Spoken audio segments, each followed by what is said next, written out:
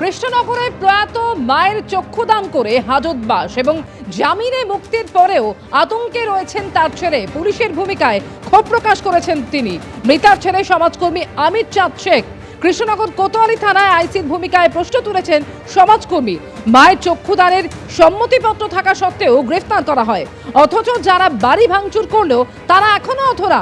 এখনো হুমকি আসছে, অভিযুক্তরা প্রকাশ্যে ঘুরছে। জামিনে মুক্তির পরেও আতঙ্কে রয়েছেন মৃতার ছেলে অমিত চাঁদ শেখ।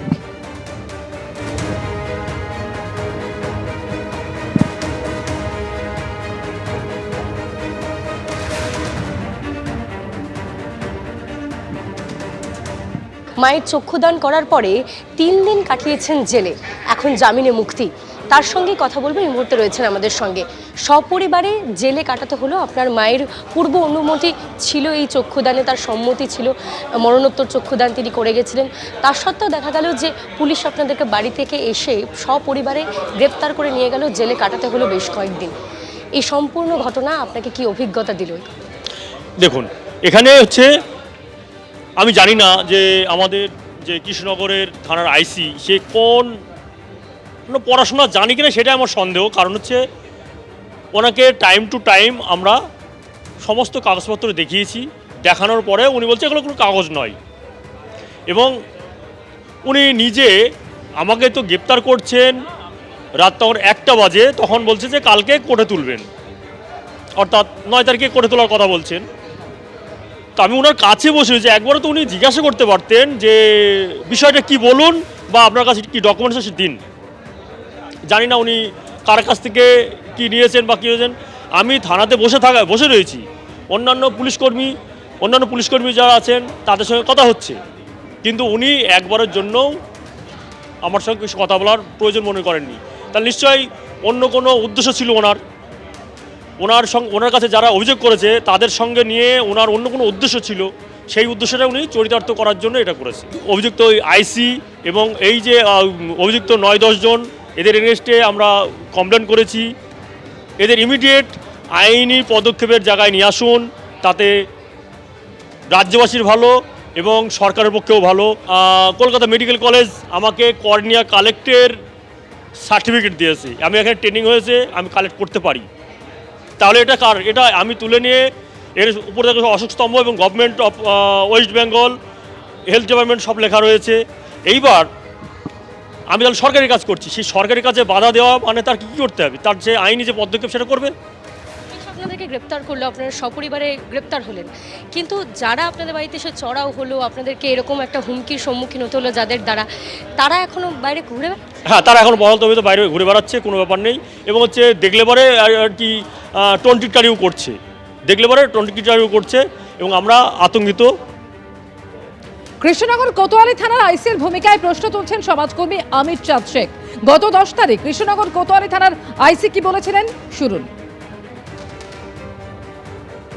8 তারিখে সন্ধ্যাবেলা থানাতে একটা খবর আসে যে কালীঘাট সেনপুরে একজন মুসলিম বয়স্ক মহিলা মারা গেছে এবং তার পরিবারের তার সন্তান এবং মেয়েরা মিলে তার চোখ নাকি বিক্রি করে দিয়েছে। কোনো চক্ষুদান করতে গেলে যে চক্ষুদান করেন, মরণোত্তর চক্ষুদান বা দেহদান, তার নিজস্ব কোনো কনসার্ন লেটার আগে থেকে লাগে, অথবা পরিবারের প্রত্যেকটা সদস্যের কনসার্ন লেটার লাগে, কনসার্ন লেটারে সিগনেচার লাগে। কিন্তু এরকম কোনো কাগজ সেই মুহূর্তে দেখাতে তারা পারে না।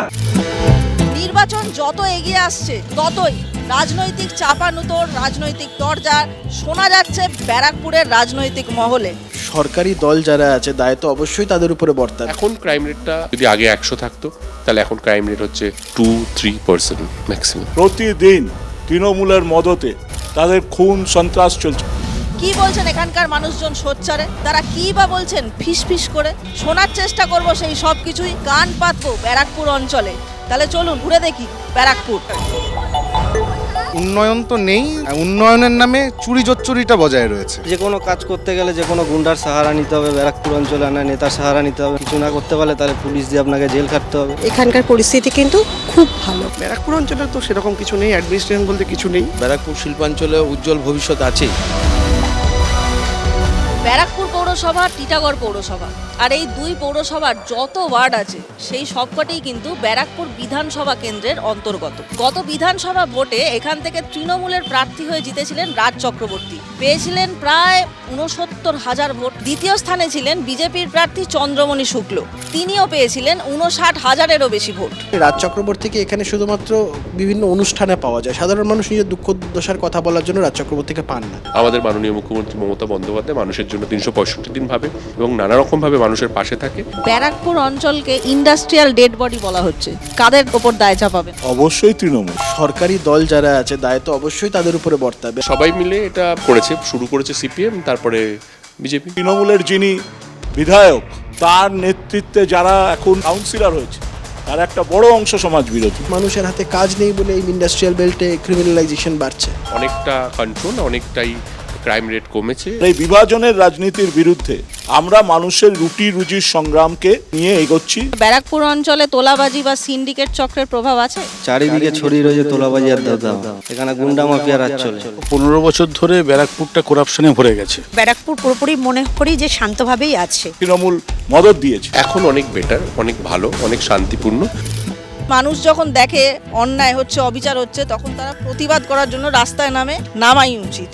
দাদা 10 টাকার বাদাম দেবেন তো? এই এসআইআর কিন্তু জনসমক্ষে এসছে এবং মানুষ ভীষণভাবে হ্যারাস হচ্ছে। আমরাও তো বলছি মানুষ অসুবিধার সম্মুখীন হচ্ছে, অহেতুক মানুষকে হয়রানি করবে সে যেই করুন না কেন, আমরা রাজনৈতিক দল হিসেবে সেটাকে কখনো মান্যতা দিতে পারি না। সব ঢপবাজি, সোশ্যাল মিডিয়ার পলিটিক্স ওরা করে, বেসিক্যালি ওদের কোনো কাজ নেই মানুষকে বিচলিত করা, মানুষকে বিব্রত করা। এটা কিন্তু একটা ব্যাড ডিমার্কেশন হবে। 2011 থেকে টিল আজকের ডেট অব্দি অন্তত বিগত 14-15 বছরে ব্যারাকপুর একটা জঞ্জালযুক্ত শহর হয়ে গেছে। এডুকেশন ফিল্ড এবং যে সমস্ত সেক্টরগুলো আছে যেখানে কিন্তু ম্যান পাওয়ারটা লাগেই, সেক্ষেত্রে সেই কর্মসংস্থানগুলো তো রয়েছে। আগের বছরের ডিসেম্বর মাসে প্রায় 4খানা কারখানা বন্ধ হয়ে গিয়েছে। এই বিষয়ে দায় কাদের ওপর বর্তায় বলে আপনার মনে হয়? সম্পূর্ণটা এই রাজ্যের শাসক দল যারা, যেখানে কলকারখানার জমি পাচ্ছে সেখানটা রিয়েল এস্টেটের প্রজেক্ট করবে, পয়সা করি কামাবে। কেন্দ্রীয় সরকারও এর জন্য দায়ী, এর জন্য আমাদের রাজ্য সরকারও দায়ী। শ্রমিকদেরকে ডিপ্রাইভ করে, মালিকদের সাথে একটা গোপন আতাত করে শাসক দলের নেতারা শুধু নিজেদের পকেট ভরতে ব্যস্ত। মোদি আর দিদির সেটিং সমস্তটা মালিকদের স্বার্থে। যখন নির্বাচন আসে তখন এরা বলে চটকল খুলে দেবো, আর তারপরে সব চটকলগুলো বন্ধ হয়ে যায়। সিপিএম এর সময় এদেরকে ডেট করে দেওয়া হয়, তারপরে আরো বেশি শেষ করে দিয়েছে সেন্ট্রাল গভর্নমেন্ট, যারা পাটের দাম বাড়িয়ে দিয়েছে। একটাই ইস্যু দুর্নীতি। ইন্টারনাল অনেক রকম কারণ হতে পারে, সেই কারণগুলো সব জট খুলে যাবে। আগামীতে কিন্তু সবকিছুই চালু হবে। ব্যারাকপুর পুরোপুরি মনে করি যে শান্তভাবেই আছে। রাস্তা প্রচন্ড আগের থেকে অনেক ভালো রাস্তাঘাট হয়েছে, আমরা সেফটি আছি। আগে যে অভাবটা ছিল সোসাইটিতে, আজকে কিন্তু সেই অভাবটা নেই। ব্যারাকপুরকে এইভাবে আর কেউ চিনতে পারে না। ব্যারাকপুরকে সবাই বললেই বলে তো বোমগুলির ব্যারাকপুর। এখনকার যারা পলিটিক্যাল দায়িত্বে রয়েছে তারা কেউ ওখানে ক্রাইম চায় না, তারা চায় শান্তি। আমরা আতঙ্কিত আশঙ্কিত না, আমরা যে কোনো লড়াইয়ের জন্য প্রস্তুত। কলে জল আসবে কিনা আমি জানি না, কিন্তু এখানে যেখানে আমি দাঁড়িয়ে আছি, এখানে এলে জিভে জল অবশ্যই আসবে, আসতে বাধ্য। কারণ আমি এই মুহূর্তে আছি বিরিয়ানির রাজধানী ব্যারাকপুরে, আর আমি নিজেকে আজ প্রমিস করেছি কাজ না মিটিয়ে কিন্তু বিরিয়ানি আমি খাবো না। তাহলে চলুন, বলেছিলাম কাজের শেষে বিরিয়ানি খাবো।